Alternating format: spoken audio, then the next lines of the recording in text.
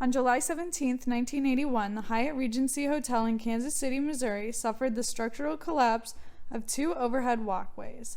Loaded with partygoers, the concrete and glass platforms cascaded down, crashing onto a tea dance in the lobby, killing 114 and injuring 216. Kansas City society was affected for years, with the collapse resulting in billions of dollars of insurance claims, legal investigations, and city government reforms. Welcome to Let's Be Briefed. I'm Sydney. I'm Sarah. And this week, we're talking about the Kansas City Hyatt Regency collapse.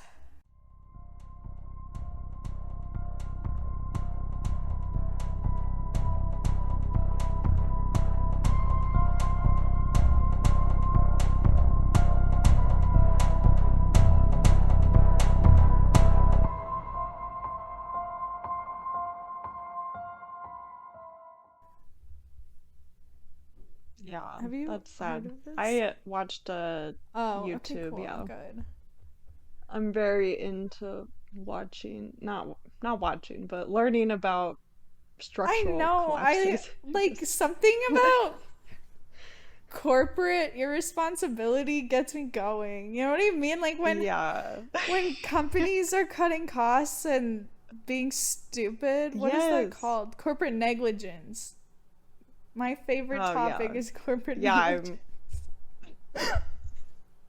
I just love learning about all of it and like seeing what happened and like learning, I don't know, just the hindsight part of it, Yeah. I guess. It's sad though. So obviously the walkway collapsed, right? We kind of covered that already. But the Kansas Yeah. City Star described the national climate of the 1970s as high unemployment, inflation, and double-digit interest rates that added pressure on builders to win contracts and complete projects swiftly. Recipe for disaster. Described by I know. Anytime people are Yeah, cutting corners, they're just right. asking to kill people. Described by the newspaper as fast-tracked, construction began in May of 1978 on the 40-story Hyatt Regency, Kansas City. There were numerous delays and setbacks, including the collapse of a 2,700 square feet of the roof. Wow. So they already had issues with it. Yeah, that's crazy. And there were notable structures around the country were failing at an alarming rate, which included the 1979 Kemper Arena roof collapse and the 1978 Hartford Civic Center roof collapse. Wow. So the hotel officially opened on July 1st of 1980. So like this is happening everywhere because everyone's trying to cut Right. costs. I mean, I feel like we're kind of seeing that now too, I but that is know. When scary. is it gonna go back? I guess that's just Never. a cycle. Like we get good and then we get bad again and then good and but Yeah. yeah, that's scary.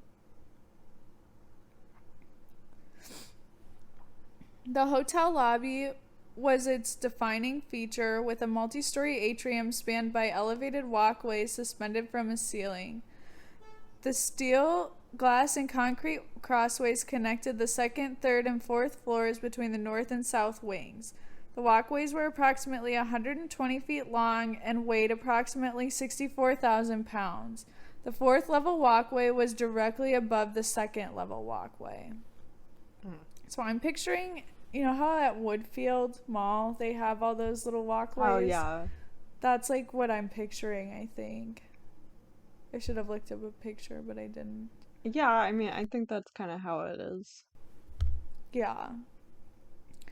Approximately 1,600 people gathered in the atrium for a tea dance in the evening of Friday, July 17th. The second level walkway was held about 40 people at approximately 7:05 p.m., with more on the third and an additional 16 to 20 on the fourth. The fourth floor bridge was suspended directly over the second floor bridge, with the third floor walkway offset several yards from the others. And like I've heard it described as like instead of having the second floor walkway attached to the ceiling, they had the second floor walkway attached to the fourth floor walkway and then the fourth floor walkway attached to the Yeah, ceiling. that's what I heard So they're too. all connected to each other. Right. That's, ugh. Yes.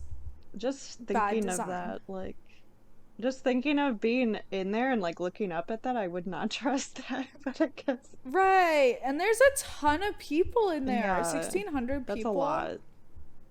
Yeah. So the guests heard popping noises and a loud crack moments before the fourth floor walkway dropped several inches, paused, and then completely onto the second floor walkway. Wow. Both walkways then fell into the crowded lobby floor. At a diner at the 42nd floor revolving restaurant atop the hotel said it felt like an explosion. Yeah, that's a lot of material. Like, heavy. Yeah. Yeah, like building Right, material. yeah. For it to hit the ground. Like, I'm sure it did seem like a bomb went off or something. Right. Ugh. So the rescue operation lasted 14 hours and was directed by Kansas City Emergency Medical Director Joseph. I don't know. Why are all the Weckerl? names today so messed up? Weckerl. I don't know.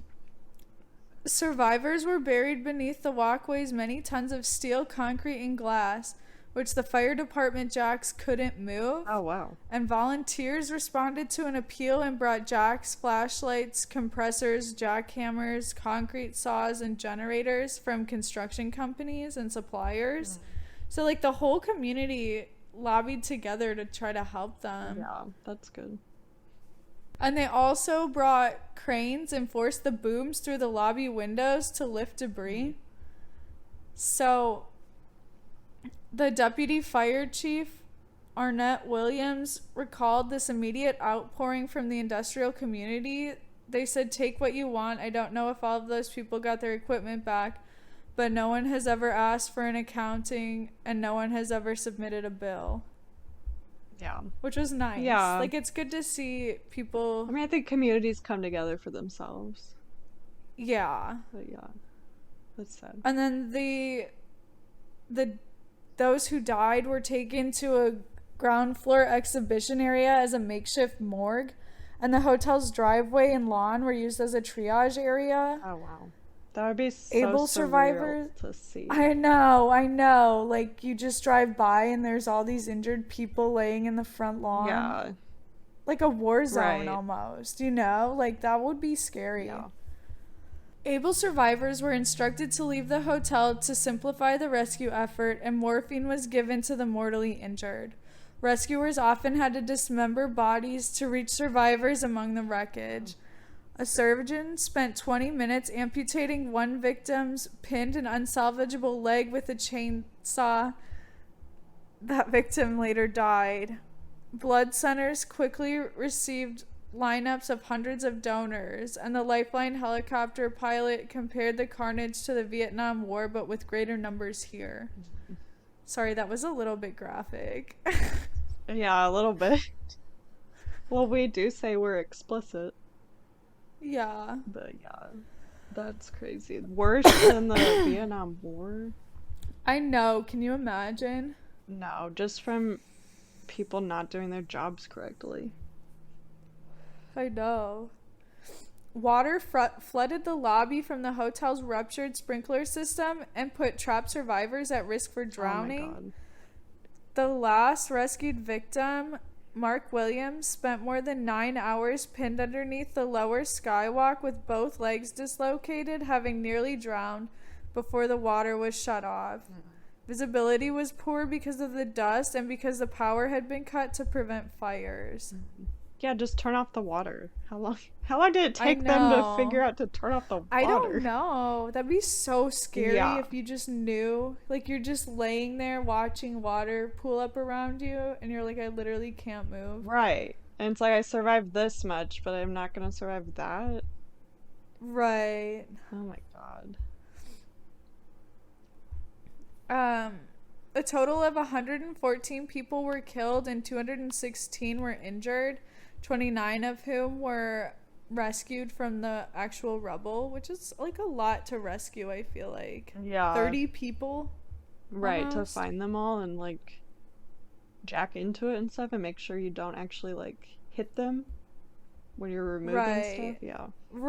Or like Right. as you remove stuff, it shifts other stuff too. So Yeah. Oh my God. yeah. The Kansas City Star hired architectural engineer Wayne G.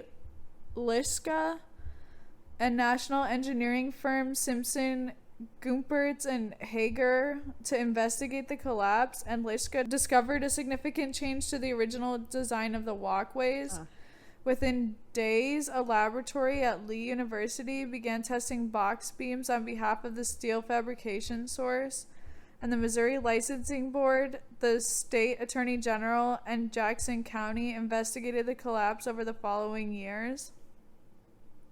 Edward, why the fuck would you have a name that starts with a PF? Frang, yeah.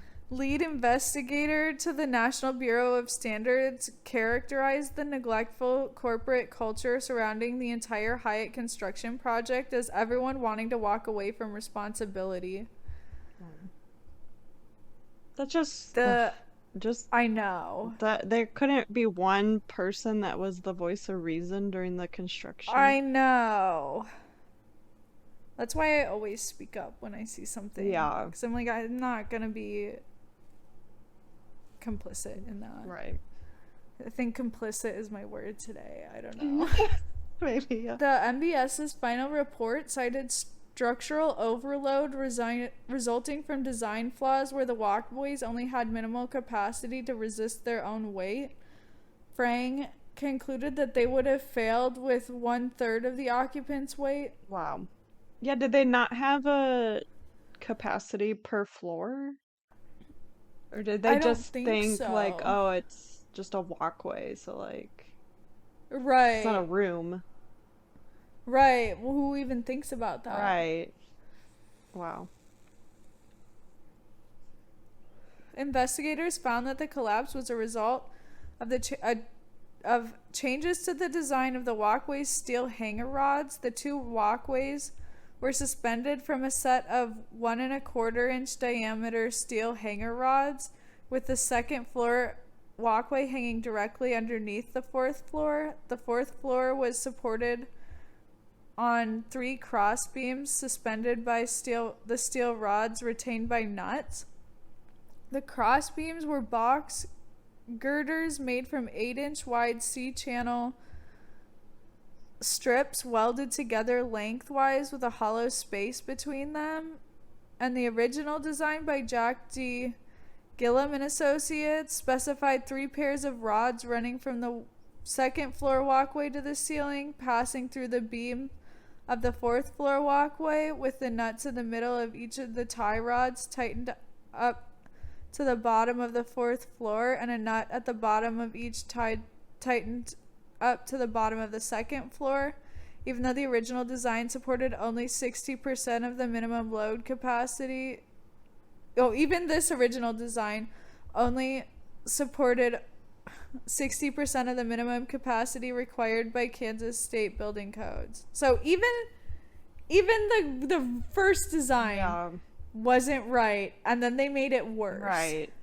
And then they are surprised when it fails. Right? People are so they don't think about consequences. No, you just want your money right away and just whatever it Yeah. takes to get paid Right. that month or whatever. Disgusting. Yeah. Haven Steel Company had manufactured the rods, and the company objected that the whole rod below the fourth floor would have to be threaded in order to screw on the nuts to hold the fourth floor walkway in place. These threads would have been subjected to damage as the fourth floor structure was hoisted into place. Haven Steel proposed that 2 separate and offset sets of rods be used, the first set suspending the fourth floor walkway from the ceiling, and the second set suspending the second floor walkway from the fourth floor walkway. So that's where that came from, because it was too hard to do, basically. Wow. Maybe change the design then if it's or like I know, start over. yeah, like does it have to be suspended from the ceiling? Like why? I Right? don't know.